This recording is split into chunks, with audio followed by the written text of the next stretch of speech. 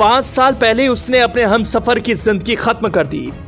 5 साल तक वो बचा रहा। पहले दृश्यम, फिर दृश्यम 2 फिल्म की स्टोरी को फॉलो किया। वो बचा रहता अगर अपने दोस्त की वारदात में नहीं देता साथ। पहले दोस्त पुलिस गिरफ्त में आया, फिर दृश्यम फिल्म को फॉलो करने वाले वो कातिल। बॉलीवुड एक्टर अजय देवगन की एक फिल्म आई, उस फिल्म का नाम है दृश्यम और दृश्यम 2। इस फिल्म में दिखाया जाता है कि अजय देवगन कत्ल कर पुलिस से कैसे आंख में चोली खेलते हैं। इन दोनों फिल्मों में किस तरह से कत्ल की वारदात को छिपाया जाता है। अब जो जुर्म की वारदात हम आपको बताने जा रहे हैं वो बिल्कुल इन फिल्मों के जैसी ही है। बस अंतर इतना है कि रियल लाइफ की इस कहानी में मुजरिम पकड़ा जाता है और अपने किए की सजा पाने के लिए सलाखों के पीछे पहुंच जाता है। ये कहानी एक ऐसे शख्स की जो अपनी बीवी का कत्ल करने के बाद 5 साल तक पुलिस की नजरों से बचता रहा। उसकी पोल तब खुली जब उसने अपने एक दोस्त को भी वैसी ही सलाह दे डाली जैसा उसने अपनी बीवी के साथ किया था। आइए आपको पूरी कहानी बताते हैं। तारीख थी 12 अगस्त 2024 और वक्त रात के तकरीबन 9 बजे। बेंगलुरु के मदनाय कन्हल्ली इलाके में पुलिस के पास एक फोन पहुंचता है। फोन करने वाला आदमी पुलिस को बताता है उनकी जान पहचान की एक महिला का कत्ल हो गया। वो आगे बताता है कि यह कत्ल उसके पति ने ही किया। पुलिस बताई गई लोकेशन पर पहुंचती है और उमेश नामक शख्स को गिरफ्तार कर लेती है। उमेश ने उसी दिन अपने घर से करीब 60 किलोमीटर दूर मगधी इलाके में अपनी पत्नी का कत्ल कर उसे जमीन में गाड़ दिया था। अब सवाल यह था कि आखिर उमेश ने ऐसा क्यों किया।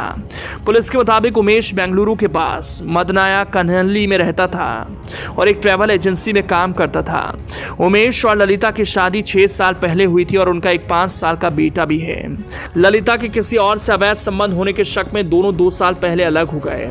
ललिता ने तलाक के लिए अर्जी दी थी जिससे उमेश नाराज था। 12 अगस्त को उमेश ने ललिता को मगधी के पास मिलने के लिए बुलाया ताकि आपसी बातचीत से दोनों के रिश्तों को सुलझाया जा सके।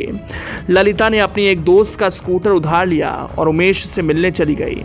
जाते समय उसने इस दोस्त के साथ अपनी लाइव लोकेशन शेयर की थी। शाम 6:17 पर ललिता की लाइव लोकेशन होन्नापुर झील के पास बंद हो गई। उसके बाद से उसका फोन भी बंद आ रहा था। उसी रात उमेश ललिता की दोस्त के घर स्कूटर लौटाने आया।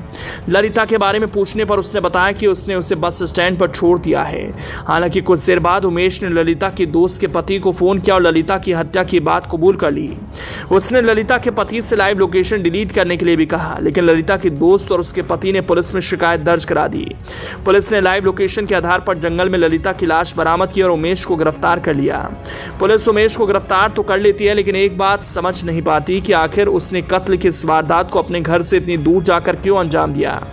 यह काम वो आसपास के जंगलों में भी कर सकता था। पुलिस के अफसर उमेश से एक बार फिर से पूछताछ करते हैं तो उससे सवाल करते हैं कि वो अपनी पत्नी का कत्ल करने के लिए इतनी दूर लेकर क्यों गया।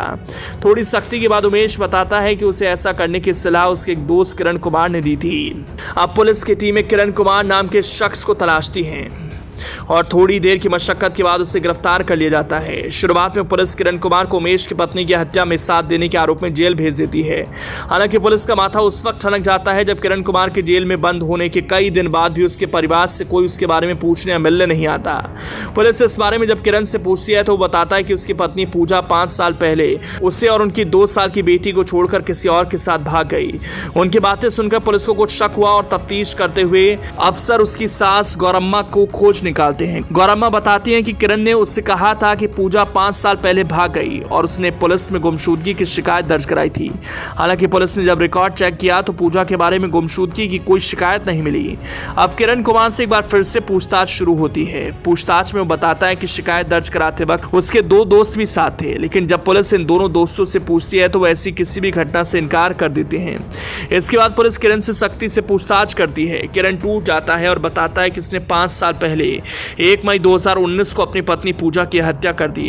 वो बताता है कि उसके और पूजा के बीच घरेलू विवाद चल रहा था। गुस्से में आकर उसने पूजा का गला घोंटकर उसे मार दिया। इसके बाद फिल्म दृश्यम के तर्ज पर उसने पूजा की लाश को मगधी के पास जंगल में दफना दिया। उसने अपने परिवार को बताया कि पूजा किसी और के साथ भाग गई। दिखावे के लिए उसने शिकायत की एक फर्जी कॉपी लिखी जिससे वो अक्सर अपनी सास को दिखा देता। धीरे धीरे परिवार ने पूजा के बारे में पूछना ही बंद कर दिया। हालांकि इस दौरान किरण चुपके से पूजा की कब्र पर जाता रहता था। 2 साल बाद 2021 में वन विभाग ने उसी जंगल में खाई खोदने का काम शुरू किया ताकि जानवरों को गांव में आने से रोका जा सके। किरण को डर लगने लगा कि कहीं पूजा की लाश का राज न खुल जाए। इस बार उसने दृश्यम 2 फिल्म वाला तरीका अपनाया। उसने पूजा की कब्र से हड्डियां और दांत निकालकर उन्हें जला दिया और राख को पास के खेत में दफना दिया। हालांकि उसकी साजिश का पर्दाफाश हो गया और पुलिस ने 26 अगस्त को किरण की सास की शिकायत पर उसके खिलाफ हत्या का मुकदमा दर्ज कर लिया।